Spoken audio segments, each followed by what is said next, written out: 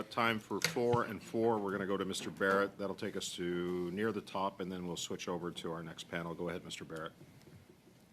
So let's clarify here. There was the article that was referenced by my colleague before from the CBC. The story was November 29th, 2023.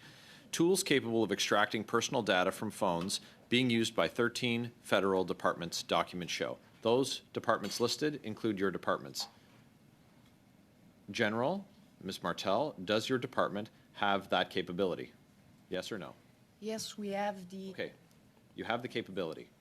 You said that you don't monitor individuals, you only monitor networks. Correct.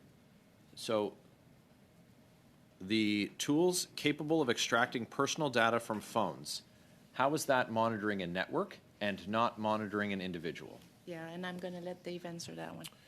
Yeah, so if you take a look at a typical cyber defense incident, which is really what we're talking about here, the kinds of tools we're talking about are the tools that you would need to figure out how and why a device like a cell phone had been compromised. Okay. I think our point is the angle that we come at it from is the compromise of the device and the network. So in your investigation, one of your investigative tools is to access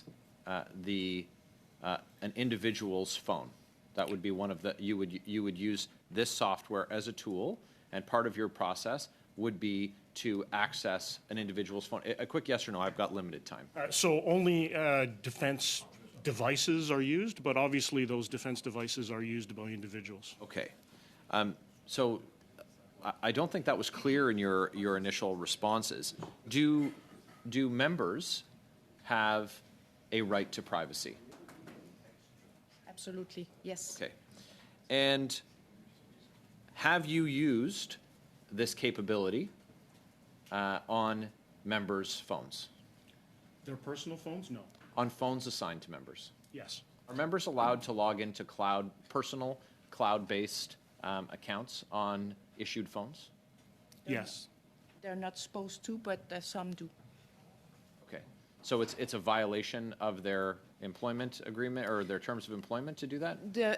So the general said yes and you said no. Yeah, so no. There's obviously a disagreement even at the table, and I would expect that if you surveyed members that they might have differing ideas if we're not even sure at this level. Well, I'm going to explain myself. So when we, as I said earlier, when we get an account on the network, to reach the account, you need to sign to say that you'll only use that device to do government work. Now, will people...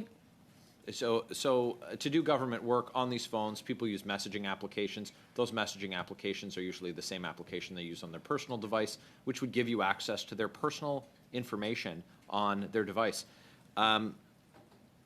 Did you get a PIA before you first used this technology?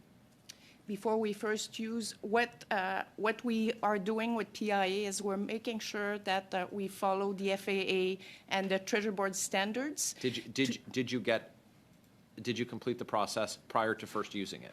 We completed the process that needed to be completed based on government policies and standard to do our business, which is network security. So you don't believe that you need to do a PIA before using it? No, what I'm saying is... So the question is very clear, ma'am. Did you or did you not complete a PIA before first using this tool? You did or you didn't? I'm not sure, to be honest with you. We did not. Okay. I guess my question is, why do you think that you don't need to do it, but I'm out of time? Yeah. Your members are Canadian citizens. Canadians, by your definition, by your agreement, do have a right to privacy, and your failure to undertake a PIA is a failure to safeguard and respect the privacy of your members. I'm sorry that I don't have more time to continue. Mr. Barrett. Mr. Kellaway, sorry, sir.